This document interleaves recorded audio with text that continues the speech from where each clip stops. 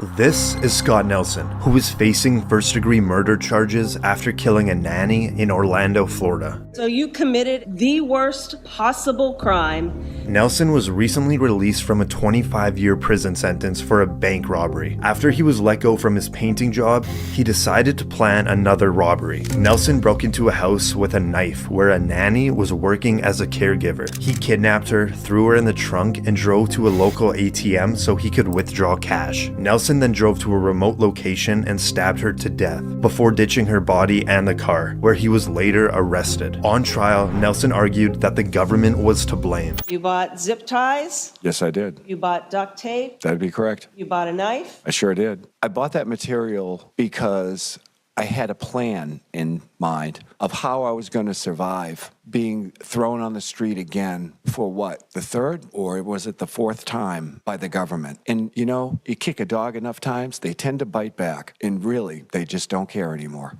Nelson continues testifying, showing no emotion, and finally admits to the murder. Somebody was going to pay for how you've been treated. That is very accurate. Who killed Jennifer Fulford? I did. He took the stand during the penalty phase, and this is what he had to say. How has your mental health been affected by your previous incarceration? Studio microphone, Jeremy Christian's outburst here is one of those moments that instantly changes the emotional temperature of a courtroom. Victim impact statements are designed to give grieving families a chance to speak directly to the person convicted of destroying their lives. Most defendants stay silent, either on advice from attorneys or to avoid making their sentence worse. But Christian does the exact opposite. Instead of remorse, the courtroom hears rage, insults, and chaos. And legally, moments like this can matter. Judges absolutely take courtroom behavior into account during sentencing because it can reflect remorse, accountability, or the complete lack of it. 2 consecutive life sentences plus additional decades means the court wanted to make one thing crystal clear. Society considered him too dangerous to ever return to the public. And you can feel the tension in that courtroom the second he loses control. Question for you watching. Do outbursts like this reveal a defendant's true character, or are they just desperate attempts to provoke attention one last time? I am a homicidal maniac. In the end, Nelson was found guilty of first-degree murder and was sentenced to life in prison. This is John Bunn. He spent 27 years wrongfully convicted of murder.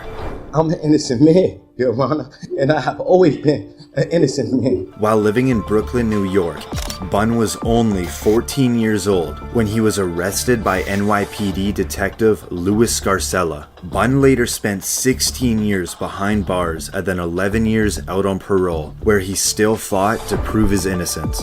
Then finally, his conviction was overturned based on the wrongdoing of Detective Scarcella and the fact that there wasn't even probable cause to arrest Bunn in the first place. I want y'all to know that y'all convicted and had a wrong man in prison. And after 27 years of fighting to clear his name, he is finally exonerated. I want to say thank you, Your Honor, because in 27 years, I've been fighting for my life. But before he leaves the courtroom, he has a moment with the judge. Bunn later filed a lawsuit against the city of New York and Detective Scarcella. This is Alan McCarty, who was arrested and charged after making death threats to a judge. In a child custody case, a judge ruled against McCarty and took away his children. His erratic behavior towards the judge continued into his court appearances. My daddy owns the building and I look like a f***ing idiot, huh? Brought your dress today, you little f***ing prick? You wanna take my kids from me and act like that? You in that Shut the f*** up! I'm trying to think over here. After McCarty was found guilty for the original threats made to a judge, we now move on to the sentencing. What a bunch of guys, you stupid piece of Then also, you threatened my life, you idiot. You back room. Suck my No, I'm not standing. Not resisting. I'm not resisting. I'm just not standing up. I'm not standing. I don't have to stand. McCarty is moved to another room to watch the court through a one-way glass, and he continues on making a disturbance. McCarty was sentenced to 20 years in prison. The judge also issued an additional 10-day sentence due to his actions in the courtroom. This is Markeith Lloyd, who is convicted of murdering a police officer in Orlando, Florida. I'm raising a relationship, but somehow I have absolutely don't know nothing about. And they framed me. Lloyd was already on the run from the police after he killed his former girlfriend, who was pregnant with his child. A month later, Lloyd is spotted in a Walmart. You can see him walking in. Moments later, Orlando Police Lieutenant Deborah Clayton pulls in. You can see her grab a cart and walk in. Reportedly, they cross paths every few minutes. Outside the store, Lieutenant Clayton was notified, and she tried to stop and arrest Lloyd when a shootout begun. Lieutenant Clayton was killed during the interaction, being shot 4 times. Following the murder, Lloyd took off again, which led to a 9-day manhunt, where he was later found. During the arrest, he tried to escape, where he lost his left eye in the altercation. Here in court, Lloyd took the stand. Reportedly, he believed every Studio microphone. The Austin Myers case is brutal not only because of the crime itself, but because of how calculated the murder was described during trial. Prosecutors focused heavily on premeditation, planning, bringing a choke wire, discussing how to avoid making a mess. Because legally, those details are exactly what can elevate a murder case toward the death penalty. Then comes the emotional collision in court. Myers pleading for mercy for his family, while Justin Back's father stands just feet away, describing unimaginable grief. That contrast is what makes death penalty hearings so emotionally intense. The jury isn't just deciding guilt anymore. They're deciding whether someone deserves to live or die. And notice the judge's wording before sentencing Myers to death. The defendant does not understand how precious life is. That statement wasn't accidental. Judges often use sentencing remarks to explain the moral reasoning behind the punishment. At just 19 years old, Myers becoming the youngest person on Ohio's death row added another layer of controversy to an already devastating case. Do you think age should matter in death penalty cases like this? Or does the severity of the crime outweigh everything else? Someone was out to kill him. And I was just reacting, Mary. I was just reacting. Even when they opened the door, I just reacted. I fired 2 shots, I just reacted. The jury then found him guilty. It really hurts deep down inside. This is Lieutenant Clayton's sister giving a victim impact statement. She stood in the place as my mother when I didn't have one. I truly miss my sister. I truly miss her. And this is the moment that Lloyd hears that the jury unanimously recommends the death sentence. We, the jury, unanimously find that the defendant, Markeith Lloyd, should be sentenced to death. Lloyd seems to mouth something out to the public. A few moments later, Lloyd has an outburst. You've been trying to kill me. People have tried to frame me for murder. All right, why don't we remove Mr. Lloyd from the courtroom? The judge later agreed with the jury and sent Lloyd to death, where he now sits behind bars waiting for his death sentence. This is Darrell Brooks, who is convicted of killing 6 people and injuring dozens of others after he drove his SUV into a Christmas parade in Waukesha, Wisconsin. Reportedly, during his reckless driving, he reached speeds of over 30 miles per hour, and the prosecution argued that his driving rampage was intentional. He plowed through 68 different people. He kept going until he got to the end, and there was no more bodies to hit. It was intentional. After Brooks was arrested and charged, Brooks decided to represent himself in court. If you are allowed to represent yourself in this case, sir, you will not have attorneys assisting you. They're gone from this case. Do you understand that? I think I will probably be better served representing myself.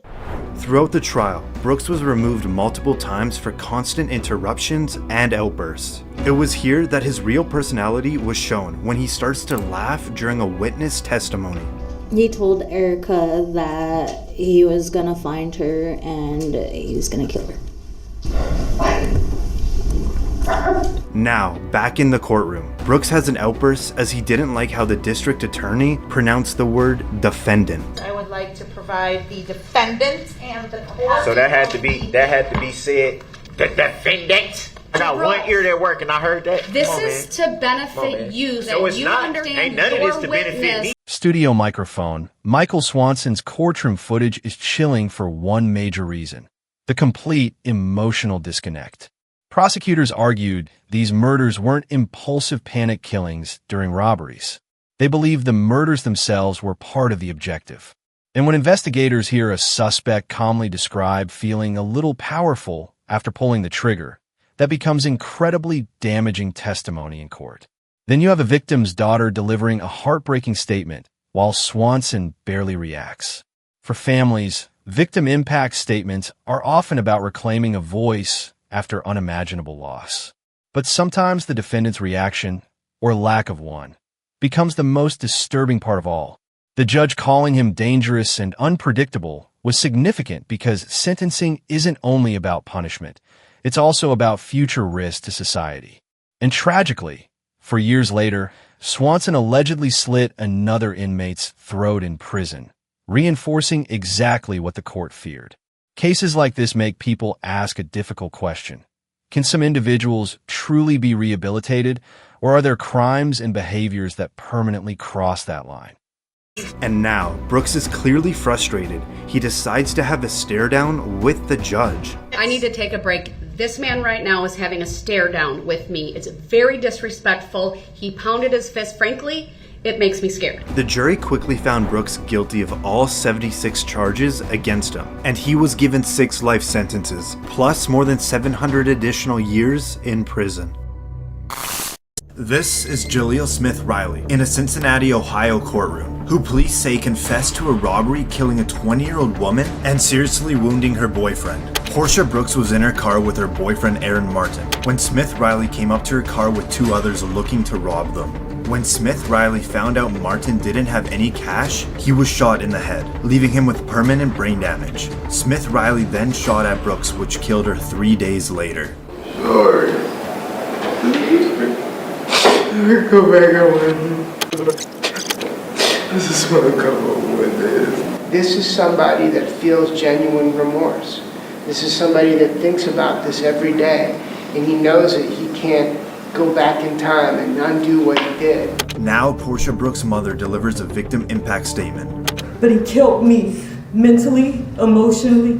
He killed my identity as a mother of 3, as a family of 4. This is now Brooks' sister speaking. I have to deal with life without Portia, so he should deal with life without parole. This is moments right before Jaleel Smith Riley gets the news that he will never be allowed to return home again. Defendant serve a term of life without parole as to count 4 for the offense of attempted murder. This is Michael Brady, who attempted a prison escape that resulted in the death of 4 prison workers at Pasquotank Correctional Institution in North Carolina. I stabbed him like 4 to 8 times. I hit Jeffrey Howe until he stopped moving. I don't know how many times I hit him with a hammer. Brady was facing 24 years in prison for an attempted murder conviction after he shot at a North Carolina state trooper. And 4 years into his sentence, Brady and 3 other inmates brutally murdered 4 prison workers with hammers and scissors. That man, Michael Brady, beat that man, George Midget, like he was trying to bust concrete. Brady then tried to hop a fence, but then was captured at gunpoint. It was like a bloodbath. I stepped in between Jeffrey and Wendy, and I slid trying to get in because the whole elevator floor was nothing but blood. During the trial, the prosecutors argued that Brady was the one who planned the attack and had no remorse for the killings. We know who originated the plan. We know who led the plan. After Brady is found guilty, he now takes the stand at his sentencing. I'm up here to tell the truth. You can ask me anything you want. I'm gonna tell the truth. Whether it hurts me, whether it helps me, I don't care about that. You don't believe you're crazy, do you? No, I don't think I'm crazy, no. And you do know the difference between right and wrong? Yes. So you know murder is wrong? Murder is a different name for a death, but yes. Your freedom meant more than their lives. Yes. And now the judge reads out the jury's recommendation. Jury unanimously recommending that the defendant be sentenced to death. Brady seems completely emotionless, and the judge later agrees on the death penalty, where he now sits locked up in Colorado, awaiting his death sentence. This is Franklin Williams, who is convicted of multiple felonies, including armed robberies and fleeing police in Cleveland, Ohio. Again, I'm going to interrupt. Mr. Williams, listen to me. I'm going to gag you in 1 second. Williams conducted 3 armed robberies before leading police on a high-speed chase. He was later arrested and convicted. Now, at his sentencing, Williams would not stop talking, despite more than a dozen warnings from the judge. That means zip it right now. Does that make sense? No, it doesn't. That's a violation of the HIPAA law, Judge. Here we go. This resulted in the judge ordering Williams' mouth to be taped shut. If you spit on, attempt to bite, or injure any of my deputies, you're going to have a bad day. That's what it is. At a following court appearance, Williams has something to share with the judge and cameras. Freedom of speech, no duct tape.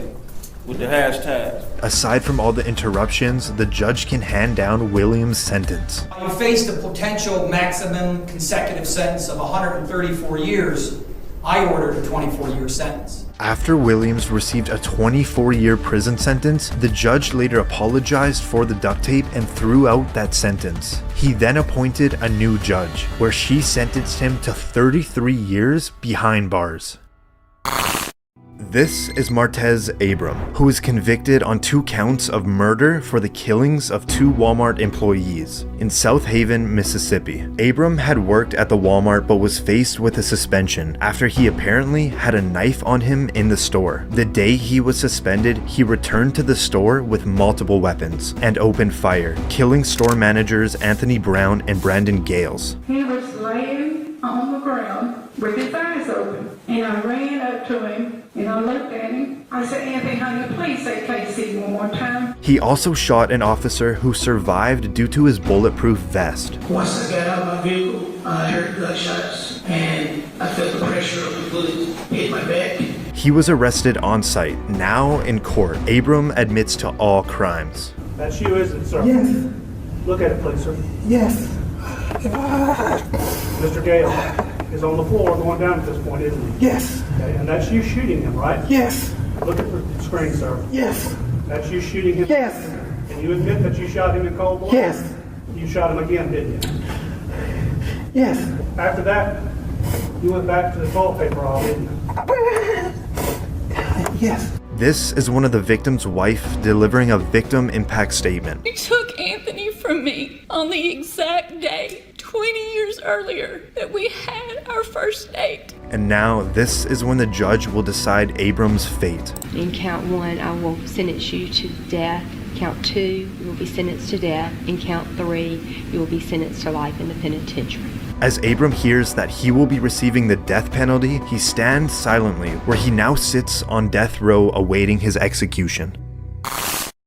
This is Erica Butts and Shanita Cunningham. They were both charged with homicide by child abuse in Summerville, South Carolina. Butts, who was best friends with the child's mother, was supposed to be caring for the toddler for 2 weeks. The child was only 3 years old. She died from her injuries, reflecting weeks of torture, a time frame that matched the time she had spent with Butts and her lover at the time, Cunningham. What must have been the excruciating sounds that came from that child is more than disconcerting to this court. After both women were found guilty, the judge now hands down their sentence. The court finds it appropriate that each be sentenced to the State Department of Corrections for a period of life. They were just sentenced to life in prison.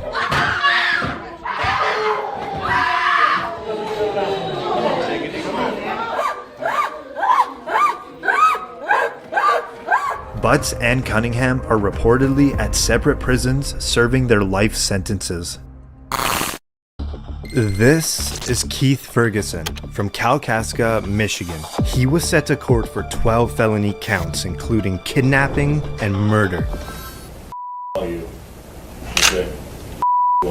Ferguson, who was 40 at the time, was engaged in a divorce argument with his wife, Tiffany Ferguson.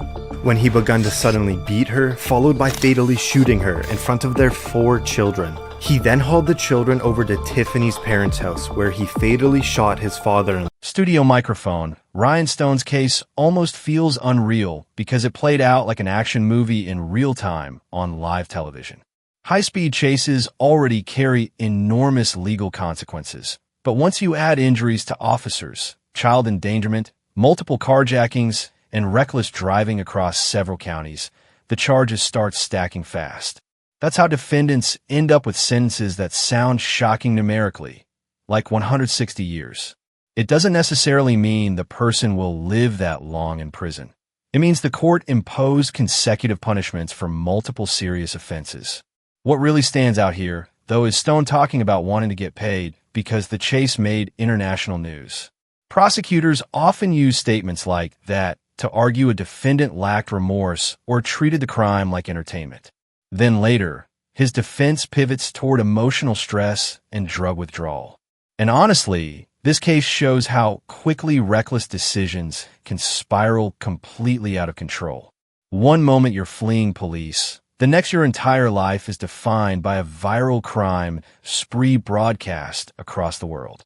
After fleeing the scene, Ferguson stormed a nearby house, taking the owner hostage, and barricaded himself inside the home. After a 7-hour standoff, Ferguson was arrested. The defendant has already murdered multiple people and fled and has taken hostages. During Ferguson's court appearance, his attitude and remorse towards the situation baffled everyone. All right, Mr. Bryson, can I get you to stand up there at the podium, please?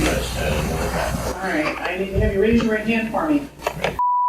Okay, all right. Pull me back from Okay, stop.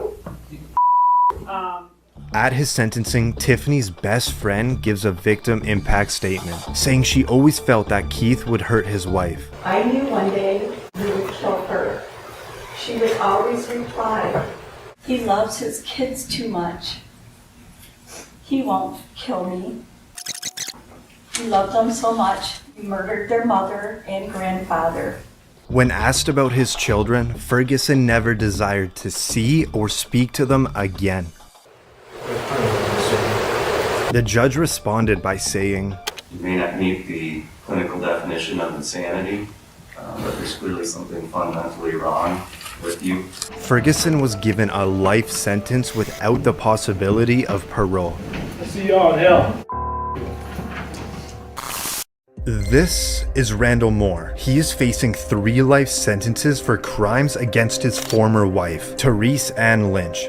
Lynch had left her husband and filed a protective order against him. This resulted in Moore kidnapping and killing his estranged wife. Officer Todd Rowland responded to the cries from the apartment, where he was then shot and wounded.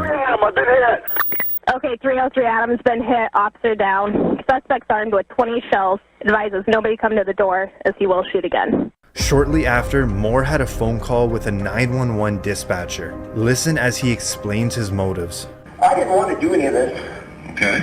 But I'm telling you, all I wanted was my son. I just wanted to see my 7-month-old baby. That's all I cared about. Not long after, Moore surrendered, and for Officer Rowland, he underwent surgery for his hand. As the verdict is read out, Moore gives nothing but a slight nod. We, the jury, find the defendant guilty of murder in the first degree. We, the jury, find the defendant guilty of kidnapping in the first degree. Guilty of sexual abuse in the first degree. Guilty of attempt to commit murder. At Moore's sentencing, Lynch's mother gives a victim impact statement. What you did to my daughter, Therese Ann Marie Lynch, was evil, hateful, and despicable. You are now dead and rotting and repulsive to me.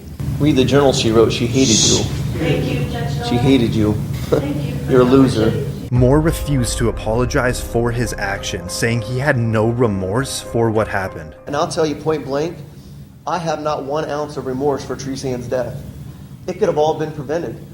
All you had to do is let me see my kid. Now you're never going to see her again. But now comes the judge. If anybody didn't know what a piece of work you were before you start talking, they know it now. The court doesn't allow me to punish you any more than I'm doing now. If I could, I would. Moore was given a total of 3 life sentences plus 25 years for the attempted murder. This is David Ranta. He spent 22 years behind bars for a murder he did not commit. In Brooklyn, New York, Ranta was arrested by Detective Louis Scarcella. Ranta was put in a police lineup run by Scarcella and was identified as the shooter. But decades later, reportedly, the key witness revealed that the detective had provided him with a description of whom to pick in the lineup. There was no physical evidence linking Ranta to the killing, and the evidence presented to the jury was allegedly fabricated. Ranta was then convicted and sentenced to 37.5 years to life in prison. But after spending over 2 decades in prison, the former witnesses admitted that they were pressured into testifying against Ranta. And now, this is the moment his conviction gets thrown out. Mr. Ranta, to say that I'm sorry for what you have endured would be an understatement and grossly inadequate, but I say it to you anyway. The defendant's motion to vacate the judgment of conviction is granted.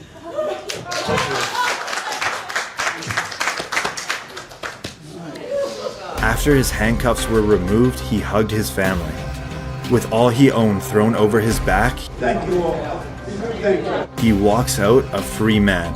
After his release, he reportedly received $2 million from the state and a $6.4 million settlement from the city of New York. This is Diana Lovejoy. She used to be married to Greg Mulvihill living in Carlsbad, California, but soon their marriage fell apart and they divorced. After a messy divorce and lots of legal trouble, it ended with the court ordering Diana to pay $120,000 to Greg for his stake in their family house. The court also ordered that she must share custody of their son. Diana became furious about hearing the court orders, so she planned to kill her ex-husband by teaming up with her boyfriend, Weldon McDavid. Greg was shot in the torso, but luckily the bullet didn't hit his heart and he survived. Both McDavid and Diana conspired to murder, and the court has sufficient evidence against them. It's so painful that some people in this world seem to think that I would have it in me to do this. Interestingly, she fainted in court. She lowered her head down toward the defense table for a few seconds. Verdict. We, the jury, find the defendant, Diana Jean Lovejoy, guilty of the crime of an attempted murder of Greg Mulvihill. And right when you hear guilty, you hear a thud. Guilty of the crime of conspiracy to commit murder. It silenced the courtroom, aside from hearing her family cry in the background. Alright, we're gonna need to take a break. She then is brought onto the floor. And when medics bring her out, she still appears to be passed out. But doctors later found out she had only fainted. Weldon McDavid received 50 years to life in prison because he was the one that pulled the trigger. And Diana was sentenced to 26 years to life in prison. This is Bass Webb, who has been charged with 2 counts of attempted murder in Lexington, Kentucky. You can see on this security camera, Webb tries to run over 2 employees at a jail he recently served time at. Now, at his first court appearance, the judge is about to remove herself from the trial because she knew the 2 employees. Matters no way I want to try this case, or have any further proceedings, or I have to see you for one further second. And now Webb is about to shock the courtroom. He just spit on the judge.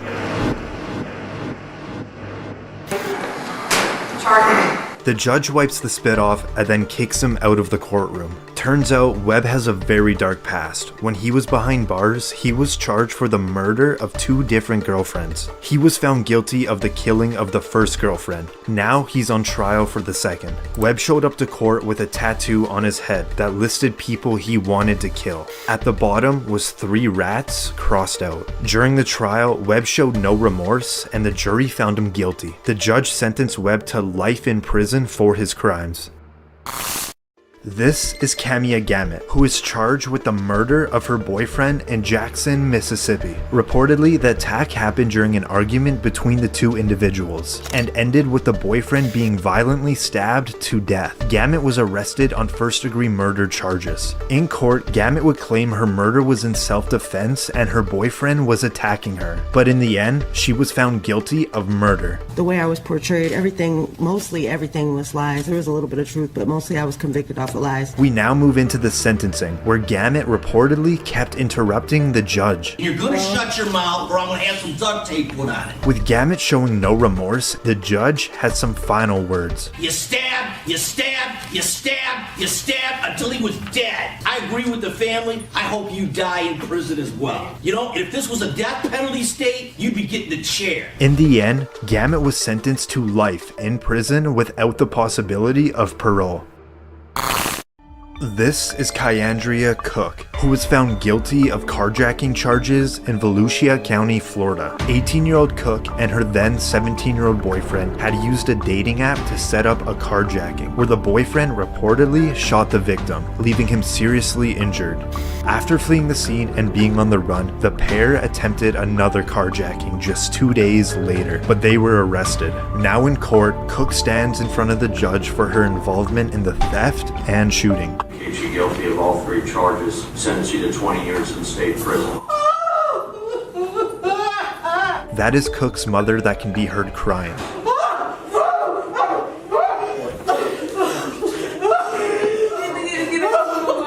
Reportedly, the reason for this very emotional outburst is there was a miscommunication with the assistant public defender, where Cook and her mother thought she wouldn't face any prison time.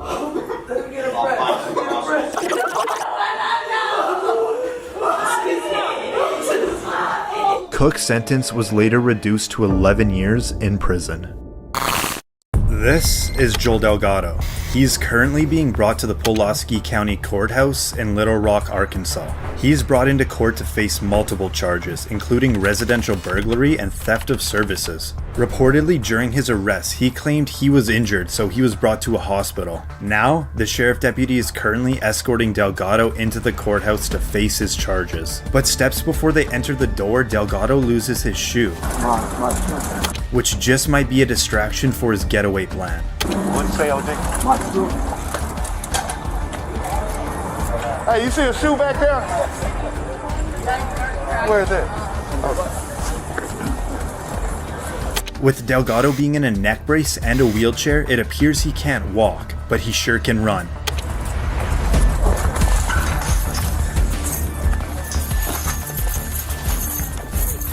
Delgado then bolts across the street and down an alley. Oh, I'm gonna catch you, man. I'm finna shoot your. The deputy seems to lose him and searches through the streets looking for the suspect. Hey, can you call the police for me? Call the police for me. Call the police. What way it go? Went straight through the alley and cut that way. What you need? Your phone. My damn radio came. And I tried to get him. Hello? The wheelchair dude got up and ran. Yeah. I couldn't catch his. The wheelchair dude. I couldn't catch him. After no luck, the deputy makes it back to the front of the courthouse. The wheelchair dude ran. He had a neck brace on and all that. Did he really? Yeah. Didn't need that wheelchair very much, did he? Hell no. The deputy then meets up with his colleagues and breaks the news. Dude ran, man. Dude ran? Hell yeah. What? He took off? Yeah, I couldn't catch that dude. He jumped the rail. It's on my camera, bro. Oh, what's that, man? He jumped the rail, kicked his shoe had came off. I bent down to get his shoe. He just ran. Took off on you, man. Yeah. Should have had cuffed him to the wheelchair. However, the suspect's freedom was short-lived, as he was caught a few hours later, where he claimed he was injured and couldn't walk again. And now he faces an additional charge of third-degree Studio microphone. These cases are a reminder that courtrooms are about far more than just verdicts. They're places where grief, anger, fear, regret, and sometimes even redemption collide in public view. We saw defendants explode in rage, families confront unimaginable loss, innocent people finally walk free after decades behind bars, and judges forced to make life-altering decisions under enormous pressure. Some cases ended with life sentences. Others ended with freedom after wrongful convictions shattered entire lives. And throughout every chapter, one thing stayed constant: the emotional weight carried by everyone inside those courtrooms. Whether it's a victim's family searching for closure or a wrongfully accused person fighting to reclaim lost years, These moments leave scars that last far beyond the final ruling. If you found this case as shocking as we did, make sure to hit that like button, share your thoughts in the comments, and don't forget to subscribe for more jaw-dropping courtroom breakdowns. Escape. Reportedly, Delgado has pleaded not guilty to all charges against him.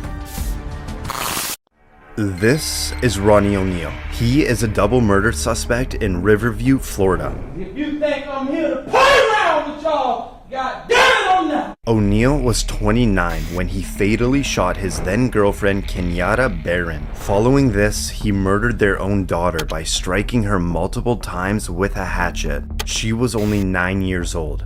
O'Neill also stabbed their 8-year-old son before pouring gasoline all over the house and setting it on fire. O'Neill was arrested upon fleeing the burning house. The son was able to escape but was critically wounded and suffered from burns. The first 911 call on the incident was from the girlfriend who was heard screaming before suddenly hanging up. 8 minutes later, another call came in from O'Neill. 911, what is your emergency? Hey, I just been attacked by some white demons inside Kiki. Kiki, her name is Kiki, and she tried to kill me. After the arrest, O'Neill was psychologically cleared to represent himself in court. During the trial, he cross-examined his now 11-year-old son, who he stabbed, to which the son explained everything that happened. It's good to see you, man. Good to see you too. Did I hurt you that night of this incident? Yes. I did. And how did I hurt you? You stabbed me. O'Neill also accused the prosecution of fabricating evidence. Because he's playing a fraudulent damn recording of me beating Kenyatta Barron. I did kill Kenyatta Barron. After O'Neill was found guilty at his sentencing, the judge went on to say this was the worst case she's ever seen. This is the worst case ever in my life, and I have seen some horrors. He also stated that he was not sorry for what he did. I am not sorry for something I didn't do, and I am not sorry for the things I did do. O'Neill was given a total of 3 life sentences plus 90 years without parole. And for O'Neill's son, he was adopted by the detective who cared for him the night of the murders.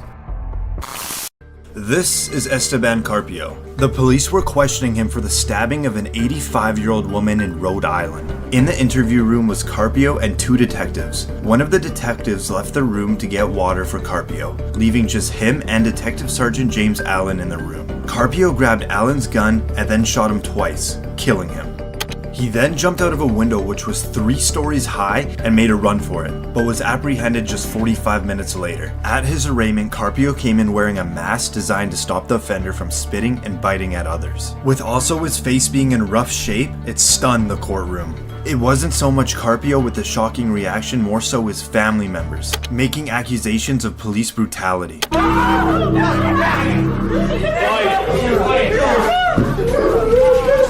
Step off. Not guilty, Stephen! It's gross police brutality. He was mentally ill and he needed help and we couldn't get it. We tried and tried. And he didn't deserve this. An FBI investigation concluded that the police did not use excessive force and that Carpio's injuries were sustained due to his jump from the 3rd floor of a building and struggle with law enforcement. Every day I face the facts of what I did and what happened. He was sentenced to life in prison without parole. This is Callum Fittner in Bradford Crown Court in the UK. He's here to help support his 17-year-old friend, who is currently on the other side of this door. And he's about to burst through and make a run for it. The teenage escapee you see was reportedly just sentenced to 21 weeks in custody for the theft of a mobile phone. But keep your eye on Fittner, as he's about to press the button for an automatic door to open, leading his friend to freedom.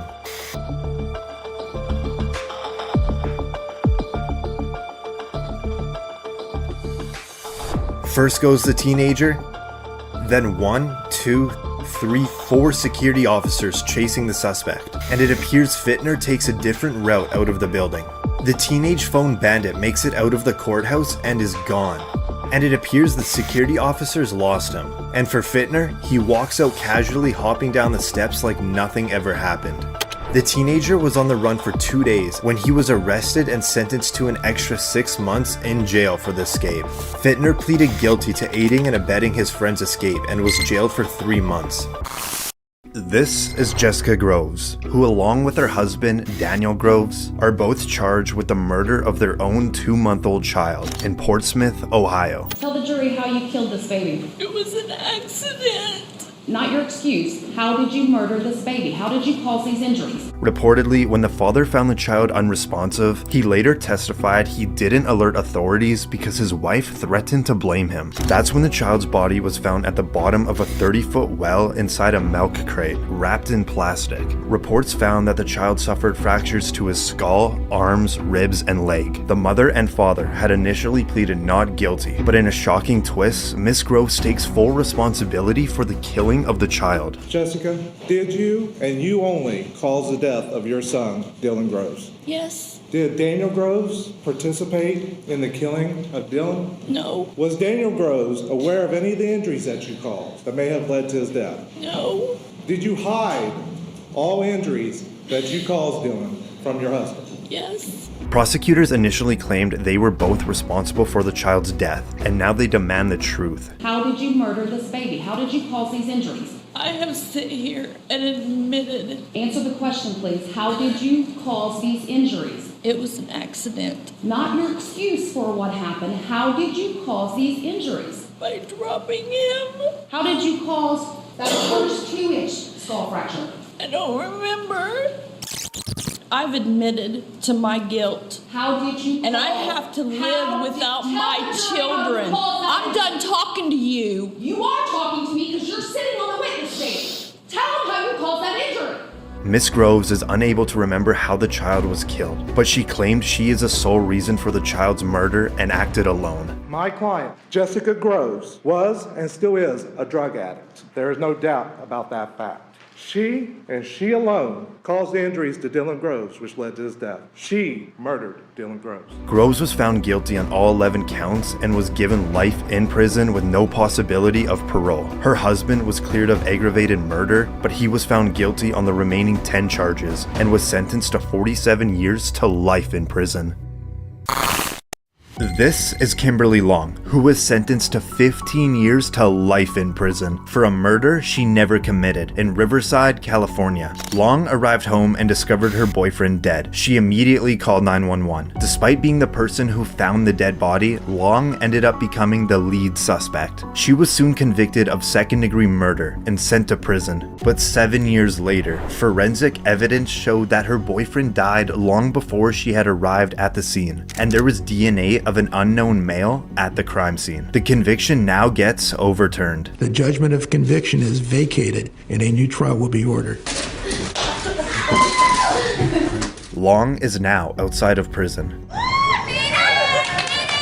The prosecution soon dropped all existing charges. I feel happy, elated, relieved, just a lot of emotions right now. Long reportedly received $386,000 from the California Victim Compensation Fund.